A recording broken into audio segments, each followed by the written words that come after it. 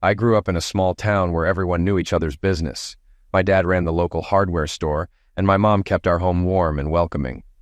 I had an older sister who, despite occasional sibling rivalry, always looked out for me. Life was simple, filled with helping at the store or playing sports with friends. My parents emphasized hard work and honesty, and my life was mostly straightforward. Things changed during my teenage years when I attended a prestigious all-boys private school, thanks to my parents' belief in education. It was there that I first encountered social class differences. The wealthy kids often reminded me of my lower middle-class background, leading to frequent verbal and physical fights. Despite the odds, I managed to hold my own. During this time, I met Greg Sands, a boxer who would become my best friend and change my life. Why do people do what they do? It's a question I often ponder, especially regarding those I love. My wife is unfaithful, though she thinks I'm unaware. The truth is, I've known for a while. My upbringing was normal, loving parents and an older sister. My parents valued education, so I ended up at a strict all-boys private school that prioritized football, religion, and academics. Being middle class among wealthy students was tough, and I never fit in. Snobby rich kids targeted me, and I frequently got into fights. To channel my frustrations, I joined a boxing class at the Police Boys Club. This decision changed my life. I met kids like me and, more importantly, Greg Sands. Greg, a talented boxer and the son of a cop, quickly became my best friend. After an initial knockout in the ring, we became inseparable. Greg also attended my school, thanks to his dad's connections, and together, we handled the bullies. One day, a bully insulted my family and I snapped, breaking his nose and knocking out some teeth. Greg, always loyal, had my back and took care of the other bullies. While Greg was kind to his friends, he was ruthless to his enemies. We quickly dealt with a few more reinforcements and thought nothing of it. They had done this to me before, and I usually tried to plot revenge, though it rarely worked. However, making rich enemies was a mistake. Douglas's father, a powerful businessman, was furious. He got Sandman and me suspended for the rest of the year, even though only a month of classes remained. He also had us charged with attack. Luckily, witnesses from the girls' school backed our story, confirming that Douglas started it. Sandman's dad, the deputy chief, also helped. While the attack charges were dropped, the suspension stuck, and Douglas's father even tried to make my parents pay for his son's surgery. I spent the summer working at my dad's hardware store, staying out of trouble. Sandman and I hung out, hit the gym, and ran together. He even tried to hit on my older sister, but she was headed to college and wasn't interested.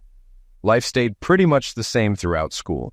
Douglas Peterson vowed revenge, but I knew it wouldn't be physical since he'd met his match.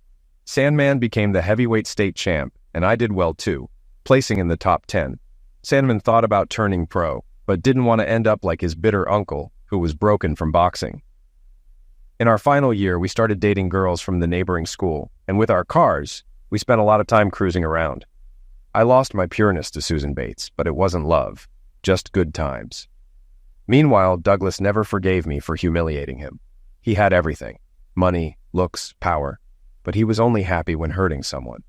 He sought revenge by dating Susan, thinking I loved her, but I wasn't too bothered. Sandman and I eventually decided the Army was the best option since my family couldn't afford college. We enlisted together, missing prom due to basic training, which didn't bother us. I quickly realized the Army wasn't for me beyond my initial commitment, but Sandman thrived in uniform and aimed for special forces. After basic training, I returned home before starting officer training. Sandman teased me, but I knew I could handle it and eventually earn a business degree. This marked the first time in years we'd be apart, and I didn't realize it would be many years before I saw him again.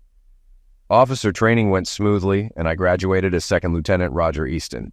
The business degree required more Army time, extending my commitment by 3 years. I was assigned to the Army History Unit, which meant office work, but I enjoyed learning about Army traditions and history, thanks to a great sergeant. I hadn't heard from Sandman in a while as he was deployed in dangerous areas. I worried, but knew he was well trained. Meanwhile, I found stability in my routine, studying for my degree and boxing when I could. The only thing missing was a good woman. Though I dated and had flings, I hadn't found someone I connected with, until everything changed. I returned to my hometown for a music festival weekend, planning to visit my parents, Sandman's folks, and catch up with friends over some beers. On Friday night, I got the latest updates. My dad was thinking about selling the hardware store and retiring, and Sandman's dad had become the police chief. though they hadn't heard from Sandman due to the secretive nature of his work. Saturday morning, after my run and breakfast, I helped my dad open the store. That's when I ran into Susan Bates, now Susan Peterson, who was in town for the festival with her cousin, Kelly. Susan mentioned Doug was overseas on business, and she introduced me to Kelly, who was stunning. We agreed to meet up at the festival later. My dad teased me about Susan being on the prowl despite her marriage, but I only had eyes for Kelly. After catching up with friends, I headed to the festival, where I found Susan, drunk and flirting with everyone, while Kelly looked uncomfortable. I joined them, bought drinks and food, and endured Susan's endless chatter about her life. She married Doug right after graduation, but it was likely a rifle wedding due to a pregnancy that ended in a mishap. Doug now managed international business for his father's company. Eventually, Susan left with Peter Morrison to check out his car, and Kelly, relieved, joked about her cousin's departure. We spent the rest of the evening getting to know each other, finding we had much in common.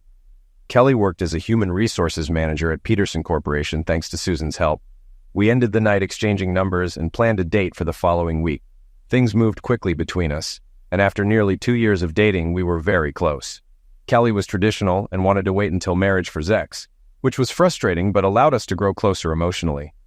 Despite the occasional presence of Susan and the lingering shadow of Doug, we made it work. Kelly's parents, though wealthier, accepted me, especially since her father, a retired general, and I found common ground through the military. After completing my degree, I proposed to Kelly, and she accepted. Her father gave his blessing, though her mother, less thrilled, insisted on a prenuptial agreement, likely influenced by Doug. The wedding went smoothly, though Sandman couldn't attend. His younger brother stepped in as my best man, and thankfully, Doug was overseas. It was a wonderful day, and even better, Kelly and I discovered we were just as compatible in bed as out. Life moved on as expected. We bought a nice house in a good neighborhood and started planning for the future. We both wanted kids, but first I had to decide between staying in the Army or switching to civilian life. We agreed I should use my degree, so I began looking for a new career. I got lucky and landed a job at a major bank overseeing internal and external security. The pay was double what I made in the Army, so I left the military. We immediately started trying for kids, but nothing happened. After a doctor's visit, I found out I was sterile. I planned to break the news to Kelly during a surprise cruise, but things changed when she announced she'd been promoted and would be traveling with Doug Peterson, now her boss, on a business trip. I had a bad feeling, but couldn't say much. Kelly assured me Doug had changed and was all business. The morning she left, Doug arrived in a limo with a grin, and they drove off. I spent the next few days sulking. Kelly called, saying everything was fine. Then, on Saturday morning, there was a knock at the door. It was Sandman. He looked tougher and more world-weary, but that's what war does. We hugged, grabbed beers, and caught up. Sandman had left the Army after 10 years, tired of the liquidating. I updated him on my life, including the connection to Doug, and we laughed about Susan marrying him. As we talked, Sandman recognized General Bates, Kelly's father, from my wedding photos. He revealed that General Bates had been his commander in Special Forces and hinted at Mrs. Bates's affairs with officers, explaining that this led to the general's retirement to avoid scandal. This revelation left me questioning the family I had married into. I invited Sandman to stay the night, but he had to leave. Before going, he mentioned he was starting police academy training on Monday. He promised to visit again when Kelly returned. As I mulled over everything, I couldn't help but worry about Doug and Kelly, especially given the new information about her family. The next week flew by with work keeping me busy. Kelly called a few times, and by Friday night, she was home. She seemed like her usual self, and we spent the night reconnecting. The next day, I told Kelly about Sandman's return and arranged for them to meet. When Sandman arrived with flowers and wine, I was about to introduce him to Kelly when suddenly, "Oh my God, Greg, you're Sandman," Kelly exclaimed. "Hi, Kelly. Good to see you," Sandman replied. I was shocked. Turns out Kelly knew Sandman from the Army base when her dad was in charge. They caught up for hours, and I felt like a third wheel. While cooking dinner, I overheard something like, "Does he know?" When I asked what they meant, they both looked awkward. Sandman left, saying Kelly and I needed to talk. Kelly explained that she and Sandman had dated on the base, with her dad's approval, but broke up when Sandman went to Iraq. She assured me it was all in the past. But I realized Sandman still had feelings for her, which explained why he avoided our wedding. I asked Kelly if this would be a problem, and she said no, that she loved only me. Still, I was upset neither of them had mentioned it earlier. When I called Sandman, he apologized, saying he didn't want to stir up old issues. I accepted his explanation. Life continued, with Kelly busier than ever in her new job, and kids took a back seat, so I didn't bring up my sterility. Sandman became a cop and joined the pill squad. But at home, things started to change. Our sex life dwindled as Kelly worked late and traveled with Doug more often. I began to suspect something was wrong. Needing time to think, I decided to help my dad close his store as he retired. Kelly supported the idea, saying she'd be busy with work all week anyway. At the store, Dad surprised me by suggesting I protect myself, hinting at rumors that Kelly was behaving like her cousin Susan. He gently told me that Doug was bragging about sleeping with Kelly 3 times a week. I was furious. It's one thing to suspect, but hearing it confirmed hit hard. I realized I'd been a fool. I decided to confront Susan Peterson directly. Hearing she was at her parents' estate, I drove over. When I arrived, I asked Susan bluntly, "Is Doug sleeping with my wife?" She looked shocked and replied, "You don't mess around, Roger." "Well, it's all over town," I said. Susan broke down in tears and explained she had left Doug and was now back living at home, with divorce on the horizon. She revealed they were forced into marriage and resented each other from the start. Doug openly cheated, even keeping an apartment near his office for his affairs. In response, Susan began having her own affairs out of spite.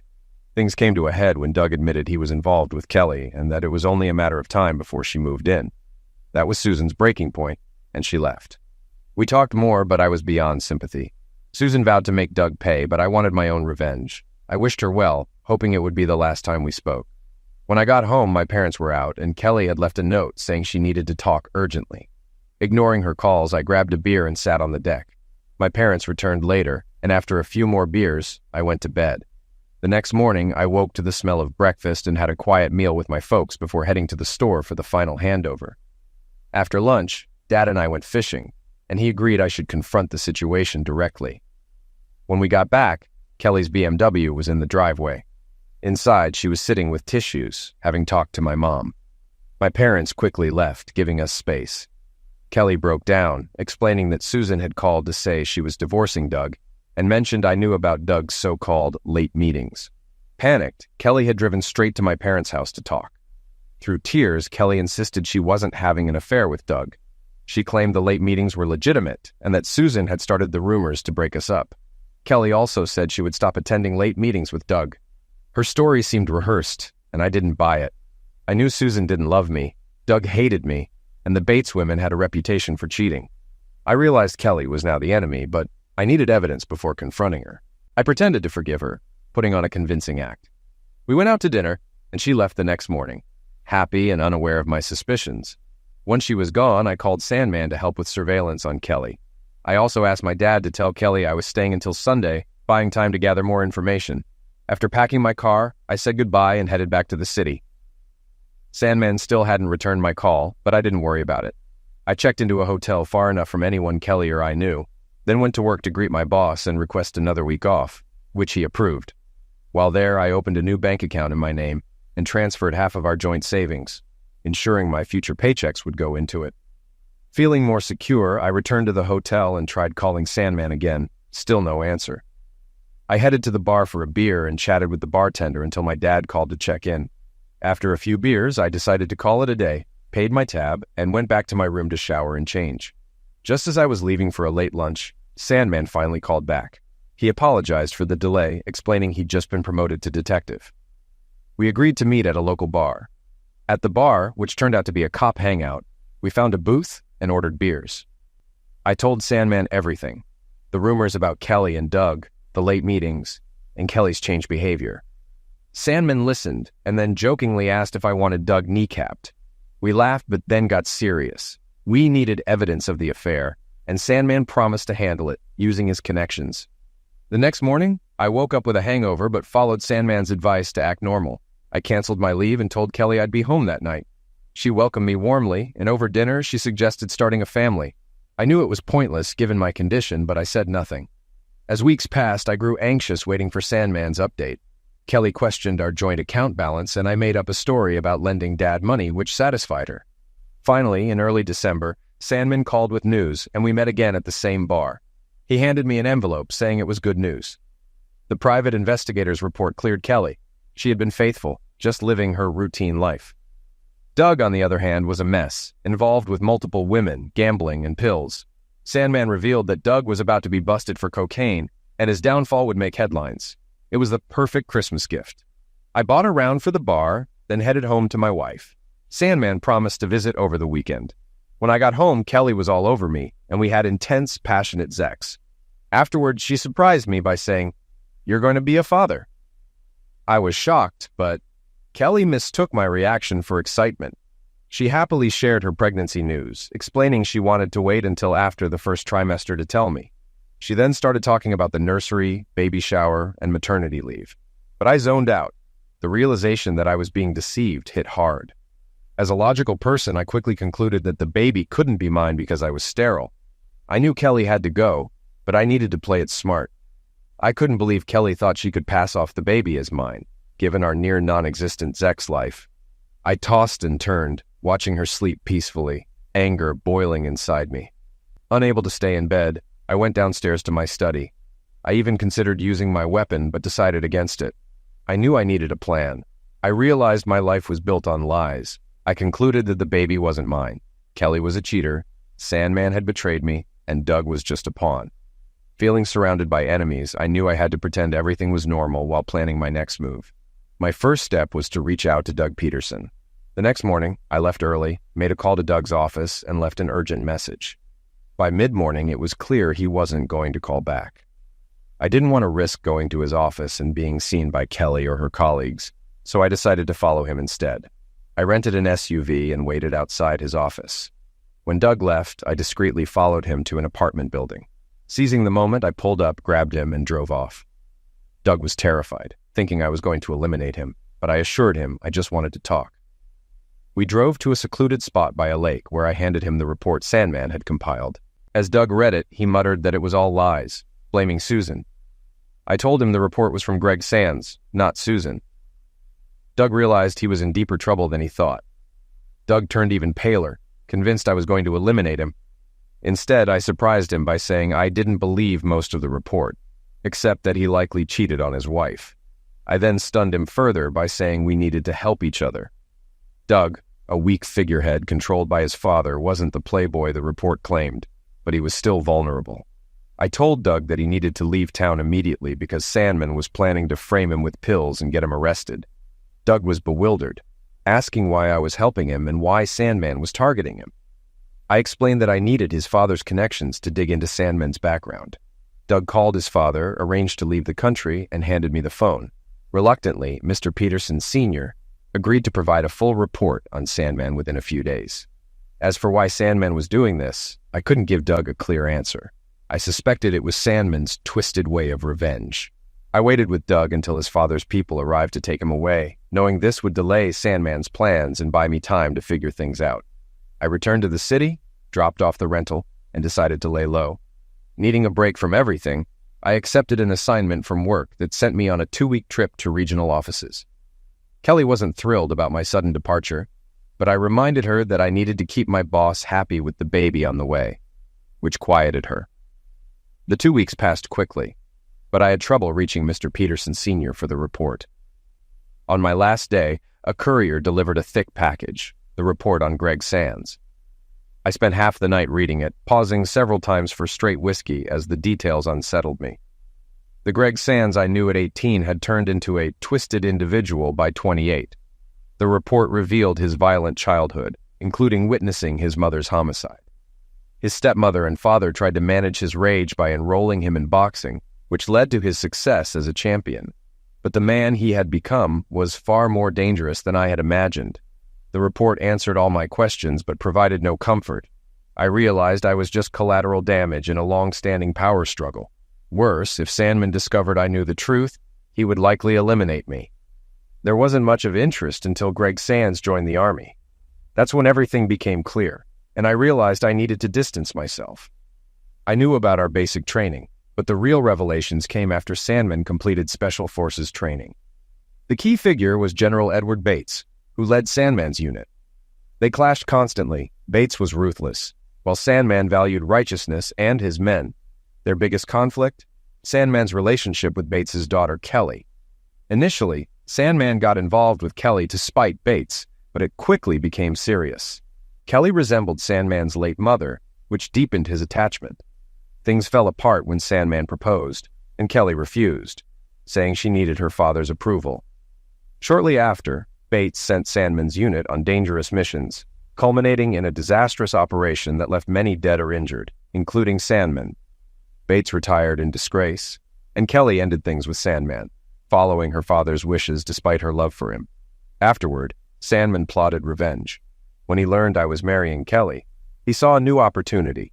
He left the military, became a cop in my city, and planned to ruin Kelly's reputation by seducing her, getting her pregnant, and causing a scandal. His ultimate goal was to destroy Bates by using Peterson Sr.'s influence after framing Doug Peterson. But I derailed his plans by helping Doug escape. I knew Sandman would come after me once he realized what happened. My first move was to get Kelly out of town, hoping it would distract Sandman. Then I had to decide whether to stay and face him or leave before things escalated. When I returned home, it was too quiet. Our dog was gone, and Kelly's clothes were missing. In the kitchen, I found a note from Kelly saying she had a business meeting and that our dog was with my parents.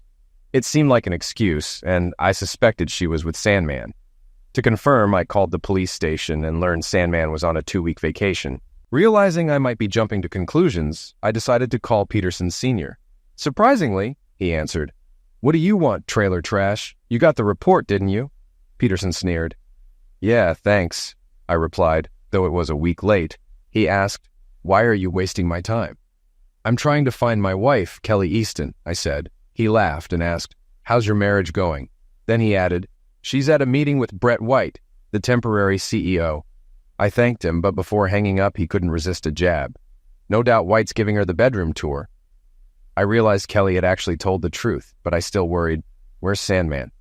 I got my answer the next morning. I woke up determined to end the charade. I'm divorcing Kelly and moving on. Let Sandman have the Bates clan. I'm done with this sick game. I knew I had loved Kelly, but her betrayal destroyed our future. Revenge was tempting, but my sanity mattered more. While I was deep in thought, Kelly called. I ignored it, not ready to hide my contempt. After a shower and coffee, I headed to work, where I made a lawyer appointment and cleared out our bank accounts. I wanted my assets liquid and on hand. At 10 a.m., my life took another turn. A courier delivered a package with familiar handwriting. Inside was a videotape and 2 notes. One read, "I know," written in what looked like blood. The second was a newspaper clipping. Peterson Corporation CEO found dead. Doug Peterson had been found dead on a beach, with police treating it as foul play. I didn't need to watch the tape. I knew it contained Doug's confession. My military instincts kicked in. I left the office, ignoring my secretary, and drove out of the city. I realized 3 things. Doug had confessed to Sandman. Sandman could find me anywhere, and he was going to eliminate me for ruining his plans. I drove to my old sergeant, Brian Moses, who had connections and could help me disappear. When I arrived, Brian was relaxing on the beach. I hated dragging him into this, but had no choice. "Lieutenant, what brings you here?" Brian asked. "I need your help, Brian. I need to disappear. No questions asked," I said. Understanding the seriousness, Brian made a call and took me downstairs for a quick photo session to create a new identity. We avoided the heavy topic and ate while waiting. An hour later, a guy arrived to handle the new identity. Brian put me up for the night, and as I tried to relax, my thoughts drifted to Kelly. Concerned for her safety, I made a call. She answered almost immediately. "Kelly, listen carefully. Get your things and leave the hotel immediately. Don't go home to your parents or mine," I urged. Kelly laughed. "Roger, what are you talking about? Are you drunk?" "No, Kelly, stay away from Sandman and run for your life," I warned. "Why would I do that?" she asked, confused. "Kelly, I know everything, including that the baby is Sandman's. He's not who you think he is. You've been warned," I said firmly. Before she could respond, I hung up and smashed my phone to prevent any tracking. I worried for my parents, but believed Sandman was focused on me, Kelly, and the general. After a few drinks with Brian, I went to bed. The next morning, I paid $10,000 for a new identity, now Justin Green, with all the necessary documents. I left the ID materials with Brian, who promised to arrange a new vehicle for me. But first, I needed Roger Easton to die. Years ago, a soldier under my command told me about his small hometown hell. It had a corrupt police force, but few major crimes, perfect for my plan. That night, I visited a nearby town's morgue, easily bribing the night attendant to let me see the John Doe bodies. I found one that matched my size and shape. Another bribe ensured the attendant would forget me. He mentioned he'd be on duty Saturday night, which fit my plan perfectly. I arrived in hell and booked a motel for 4 nights, making sure the staff remembered my name. The next morning, I made myself known around town, meeting locals, including the mayor, and telling them I'd be staying for a few days. After breakfast, I found the ideal spot for my staged end of life, a notorious cliff just outside hell where many had driven off to their end of lives. Everything was falling into place. Next, I needed transport for Saturday night. After some searching, I found a dirt bike for sale on a small farm, bought it, and loaded it into my truck. Later, I stopped at the diner for a late lunch and met Sheriff Baxter. He seemed lazy and incompetent, confirming my decision to avoid his recommended bar. That night, I visited a busy but seedy local bar. I had some drinks, made jokes with the locals, and bought rounds for everyone, which quickly made me popular. This place would work perfectly for Saturday night. Afterward, I drove to the cliff outside town, hid my dirt bike, helmet, and clothes, and then returned to the motel to sleep. I woke up early Saturday, confident everything was set. After breakfast at the diner, where I chatted with the locals and left a generous tip, I returned to the motel to eliminate time by watching TV and reviewing my plan. Lunch at a local restaurant followed, with more small talk and another big tip. By early evening, it was time to head to the morgue. I parked behind the morgue, hoping the same attendant was on duty. As expected, he left soon after, likely to score pills or booze. I quickly picked the lock, retrieved the John Doe body, and confirmed there were no new security measures. With the body loaded in my truck, I drove to the cliff, hit it, and went back into town. At the motel, I showered, changed clothes, and left everything behind before heading to the bar. The place was packed, just as I hoped. The locals welcomed me, remembering the generous out-of-towner. I bought drinks, acted increasingly drunk, and started buying shots for everyone. I barely drank, discreetly leaving bottles behind, but everyone thought I was having a wild night. At one point, the bartender, concerned, suggested I give him my truck keys. Thinking quickly, I threw $500 on the bar, yelled, "Drinks for everyone!" and slipped out as the crowd surged to the bar. I staggered to my truck, keeping up the act, and drove off, weaving until I was out of sight. I reached the cliff, parked, and retrieved the body from the bushes. Stripping off my clothes, I dressed the body in them, then soaked the truck and the body in whiskey. I opened the fuel tank, placed a fuel-soaked rag in it, and started the engine. As the truck rolled toward the edge, I lit the rag and watched it plunge down the cliff and explode. I hopped on my dirt bike and rode off, heading for my freedom. Early the next morning, I arrived at Brian Moses's beach house. Brian had bought me a knock-up truck and made an offer. I could hide out in a remote cabin his late father owned near a town called Last Chance.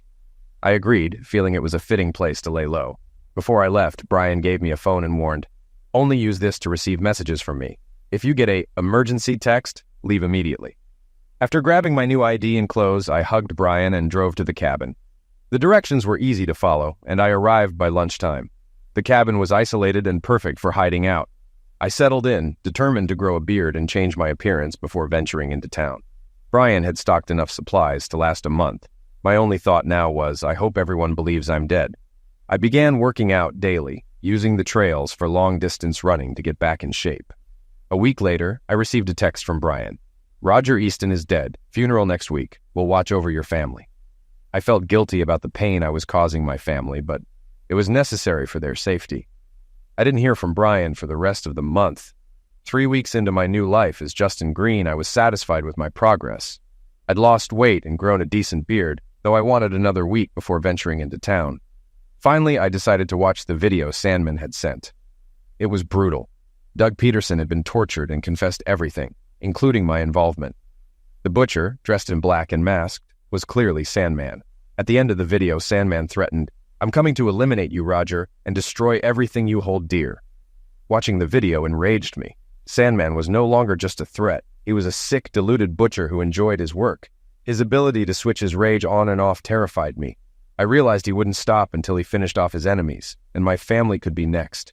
I couldn't live in fear forever. Motivated by the video, I intensified my training, pushing myself to my limits. By week 5, I was ready to venture into town. I kept a low profile, bought supplies, and picked up a laptop with internet access. I also bought a 7mm semi-auto rifle, a 9mm SIG P228, and plenty of ammunition. At a pawn shop, I found an old boxing bag and gloves. On my way back to the cabin, I saw a sign for puppies. I stopped and bought a border collie puppy, Jess, to keep me company and serve as an early warning system. Back at the cabin, I settled in, set up my purchases, and fed Jess. Later, I searched online for news about Roger Easton. I found a local newspaper article titled, "Drunken Man Burns to End of Life Near Hell." It described how Roger Easton, a visitor well known to locals, had gotten drunk, driven off a cliff, and died in a fiery crash. Sheriff Baxter confirmed no suspicious circumstances. The only other mentions were about my funeral arrangements, indicating the plan had worked, at least temporarily. For the next 6 months, I lived in isolation, with Jess as my only companion. I ventured into town once a month, where people called me Grizzly Adams due to my beard and long hair. I trained hard, regained my Army fitness, and sharpened my shooting skills. Brian occasionally texted me, and I rarely used the internet. One July day, I checked my hometown's local paper and found troubling news. The Easton hardware store had burned down under suspicious circumstances 5 months earlier. Though the new owner had kept the name, I knew Sandman was behind it. It confirmed that he hadn't forgotten about the Easton family. What disturbed me most was a story about the tragic end of lives of a wealthy family. The article likened it to the Kennedy curse, starting with Susan Bates's end of life. She fell down the stairs in a drunken stupor and broke her neck. On the day of her funeral, her parents, along with General Bates and his wife, died in a car crash on the way to the service. This left Kelly Bates Easton as the sole heiress of the Bates fortune. The article mentioned Kelly was deeply traumatized, having recently lost her husband to self-destruction.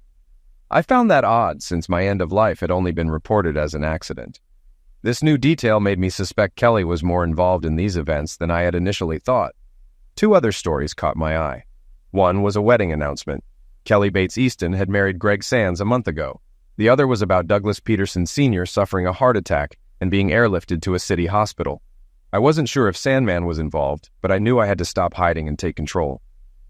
My first stop would be the hospital to see Peterson Sr., followed by a visit to Sandman. I packed quickly, grabbed my SIG P228 and my dog Jess, and hit the road. Jess, sensing my tension, was nervous on the drive. We arrived at Brian's beach house in the afternoon. He didn't recognize me at first, but Jess jumping all over him gave me away. "Lieutenant, nice look, Bigfoot," Brian laughed as we hugged. He invited me in for a beer, and after settling Jess with some water and snacks, I decided to tell Brian everything. I spent a couple of hours recounting the whole story, from my history with Sandman to Kelly's affair, her pregnancy, faking my end of life, and the recent end of lives of the Bates and Peterson families. I also showed him the reports and newspaper articles I had gathered, asking him to keep them safe in case anything happened to me. Brian was serious. "Lieutenant, Special Forces guys like Sandman aren't to be messed with. He's gone rogue." "I know, Brian, but I can't live in fear. I have to stop him," I replied. Brian offered to help, but I insisted he stay out of it, asking him instead to protect my family if things went wrong. After some convincing, he reluctantly agreed. Brian's biggest concern was whether I could actually eliminate Sandman. "If it's eliminate or be liquidated, I'll have to," I said, aware that I was up against a trained butcher with power and resources. I knew my chances were slim, but I had no choice. I had never considered liquidating anyone, but as the saying goes, evil triumphs when good men do nothing. I'd run long enough. It was time to face the music. Late at night, I headed back to the city where I had lived and worked for years. I arrived late, checked into a cheap hotel, and dropped off my gear. Then I texted Brian to let him know I was safe and planned to visit Peterson Sr. at the hospital. By the time I arrived, visiting hours were over, just as I wanted. My beard and long hair would help obscure my identity from many security cameras. I knew the hospital layout well, and had already confirmed Peterson Sr. was in room 319 on the 3rd floor. I avoided security, slipped into the restroom, and waited until the coast was clear. I made my way to room 319, where I found Peterson Sr. pale and hooked up to monitors. I must have dozed off for about 15 minutes, only to be awakened by a nurse checking on him. After she left, I stepped out of the restroom quietly. Peterson Sr. startled me by speaking first. "Come closer. Let me see the face of my butcher, Mr. Sands," he said shakily. I turned on a small light, and he seemed surprised. "So Sands farms out his work now? What a gutless fool." "Get on with it," he sneered. "I'm not here to eliminate you, old man," I said. Recognizing my voice, he asked, "Easton, is that you?" He began to weep, but they were tears of relief, not pain. This was not the reaction I expected. Despite our past, Peterson Sr. seemed genuinely glad I was alive. We talked until morning, and I left the hospital with two valuable things: a key to a safety deposit box and crucial information. Back at the motel, I texted Brian and got some sleep. Waking up at 11 a.m., I showered, ate, and called the hospital. Peterson Sr. confirmed that I could access safe deposit box 112 under my new identity, Justin Green. Before heading to the bank, I stopped at a barbershop to shave my head and beard. I wasn't hiding anymore. Even with the change, you'd have to look twice to recognize me. I was leaner and more muscular. At the bank, I was treated like a VIP. After accessing the box, I took everything: a large envelope and a significant amount of money. I returned to the motel, grabbed some takeout, and sat down to think. My conversation with Peterson Sr. had been eye-opening. Since my end of life, things had escalated quickly for Greg Sands. With Doug and me out of the picture, the general had become Sandman's main target. After I called Kelly that night, she didn't run away. She ran straight into Sandman's arms. Rumor had it she was telling people that I had abandoned her when I died. Sandman and Kelly were thrilled to be together, though Sandman was frustrated he couldn't personally take me down. With me out of the way, only General Bates remained as a problem. Peterson Sr. assured me the report in the safety deposit box would explain everything. He was furious and grieving over his son's end of life, but even with all his money and power, he couldn't get to Sandman. He had started a reinvestigation into both Sandman and Kelly Bates. Kelly had quickly dropped the Easton name, and this time Peterson spared no expense. Initially, he planned to use me as a weapon against them, but then I died. Before his heart attack, Peterson Sr. had been planning to hire some shady characters to deal with Sandman. When I showed up, he decided to help me instead, believing my revenge-fueled determination could succeed where money couldn't. He called it bloodlust and had more confidence in me than I did. I took the key and promised to keep him informed. Sitting in front of the thick report, I started reading. Much of it was information I already knew, but it added details that made me realize how thoroughly I had been played. Peterson Sr. must have spent a fortune on it. Greg Sands and Kelly Bates were instantly attracted to each other years ago. The hatred between General Bates and Sandman was real, but contrary to earlier reports, Kelly hadn't refused to marry Sandman. Instead, they planned to elope, with Sandman leaving the army to become a cop. However, General Bates discovered the plan and had Sandman's unit deployed to the Middle East, hoping he'd be liquidated in action. When Kelly kept writing to Sandman, declaring her love, the general threatened to have him brought back in a body bag if she continued. In a rare act of selflessness, Kelly broke things off, fearing her father would make good on his threat. Heartbroken, Sandman hoped to reconnect with Kelly during R&R, but the general sent his unit into a deadly mission instead. Although Sandman survived, he was forever changed. After the general was forced to resign, Kelly never forgave him, and Sandman's rage resurfaced. Liquidating became his outlet, and his military training made him effective. As for me, I was just a pawn. Kelly, close to her cousin Susan, knew all about me through Sandman. She came to the festival with the intention of marrying me as a means to stay connected to Sandman. When the marriage lasted longer than she intended, she tried to push me away by denying closeness, hoping I'd leave. Her ultimate goal was for Sandman to return, become jealous, and reclaim her. Much of the report's information came from Susan Peterson, who, bitter over Doug's end of life, revealed everything Kelly had confided in her. Sandman returned to civilian life, seeking both Kelly and revenge on the general. When he found Kelly again, they resumed their relationship, and she became pregnant. Kelly then hinted at an affair with Doug Peterson to provoke me into either liquidating him or divorcing her, clearing the way for her and Sandman. When I approached Sandman for help, he saw an opportunity. He doctored the report on Kelly to keep me distracted, then planned to frame Doug for pill charges. Once that was done, Sandman intended to ally with Peterson Sr. by getting Doug off the charges and using him to destroy General Bates. The plan fell apart when Kelly told me she was pregnant because no one knew I was sterile. That confirmed her cheating, and I knew it had to be with Sandman since Doug's involvement was fake. I wanted quick revenge for both Sandman's lies and Kelly's betrayal. I realized Sandman was setting up Doug to push me into action, so I decided to protect Doug out of spite. At the time, I didn't realize how crucial Doug was to Kelly and Sandman's plan to eliminate me. When Doug vanished, Sandman was enraged and hunted him down. After torturing Doug, he discovered I had sabotaged his plan to get the general. In his fury, he sent me the video package, trying to provoke me into making a reckless move he could exploit. Complicating things, my call to warn Kelly inadvertently tipped off Sandman that I had left the city. She informed him, and he started searching for me. Only my quick thinking and Brian's help kept me and my family safe. When I faked my self-destruction, they were thrilled, and I became irrelevant, allowing Sandman to focus on the general. It seems Kelly and Sandman caught wind of people asking questions. They figured out Susan had talked and decided to eliminate her. Susan thought her money would protect her, but they saw an opportunity to remove her and the general without suspicion. They didn't care if Kelly's mother, aunt, and uncle died too. Susan went out for the evening, and when she returned, Sandman was waiting. He broke her neck, making it look like she had fallen down the stairs while drunk. Then they tampered with the general's car, ensuring it crashed on the way to Susan's funeral. Just like that, the Bates family was gone, and Kelly inherited everything: wealth and political connections. Sandman had taken out all his enemies except Peterson Sr. After a brief mourning period, Kelly and Sandman married. The only glitch was Kelly's mishap. Whether it was a natural loss or deliberate because they suspected the baby wasn't Sandman's, I don't know. Sandman likely planned to get rid of Peterson Sr. next, but the heart attack probably felt like a lucky break, as it could eliminate him off without their involvement. Reflecting on all this, I considered walking away. But then I thought about my mom, dad, and sister. If Sandman got bored, he might target the rest of the Easton family too.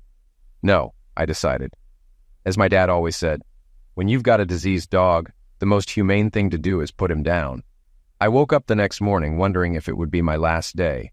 After a shower, I called Brian and updated him on my plan. I'm going to ambush Sandman at the Bates mansion. He and Kelly moved in right after her uncle and aunt died, and Sandman is on leave, so he should be there, I explained. I thanked Brian again for everything, and he promised to take care of my family, including Jess, if things went wrong.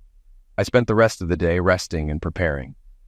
Once it was dark, I dressed in black, checked my weapon one last time, and left the motel. Driving through town, I reflected on my past with Sandman and how it had come to this. I parked far from the Bates house, grabbed my gear, and made my way to the mansion. Knowing the layout from my high school days with Susan, I reached the perimeter quickly. Using night vision equipment, I saw Kelly leaving in her BMW. I waited 5 minutes to ensure she didn't return before approaching the house. Peeking through a window, I saw Sandman in the dining room with a glass of wine. I quietly entered through the garage and crawled into the kitchen, staying low. Sandman was at the dining table with his back to me, engrossed in some papers. I prepared myself mentally, knowing I might have to shoot him in the back. As I raised my weapon, Sandman somehow sensed me and hit the floor. My first shot missed, and he fired back, hitting my shoulder. Pain shot through me as I realized he was armed, even on leave. I knew I was outmatched and made a run for the garage door, firing for cover. Suddenly the lights went out and I tripped. 4 shots hit the door where I had just been. Fear gripped me. Sandman was coming for me and I was losing blood. I decided to go out fighting. I fired blindly toward where I thought he might be, but I heard nothing. Then the driveway lights came on, revealing Sandman on the floor, dazed from a graze to the head. A knife lay between us, and as I reached for it, Sandman regained consciousness. "Never bring a knife to a weapon fight, Roger," he taunted. But before he could act, blood splattered as Sandman fell dead. Brian had arrived just in time. He dragged me outside, stopped my bleeding, and went back into the house for a few minutes before driving us away at high speed. When I woke up, I was at Brian's house, sore but alive, thanks to a retired doctor friend of his. I had been unconscious for days, but Sandman was dead. I returned to the cabin with Jess to recover and followed the news about Greg Sands' end of life. The police concluded that 2 armed intruders had ambushed him, and there were no leads. Brian had erased the evidence during those crucial 5 minutes, and Sandman was given a hero's funeral. But dead was dead. I planned to confront Kelly, but she knocked me to it. True to her selfish nature, she took her own life with Sandman's weapon, leaving a note saying she couldn't live without him. It felt hollow that I didn't get to end it on my terms, but she always stayed one step ahead. Now, I'm driving to Brian's beach house with Jess beside me for a family reunion. Roger Easton remains dead, but Jess doesn't care as long as Justin Green survives. As I drive, I reflect on love, friendship, and betrayal. The past is the past. It doesn't define the future. I will survive.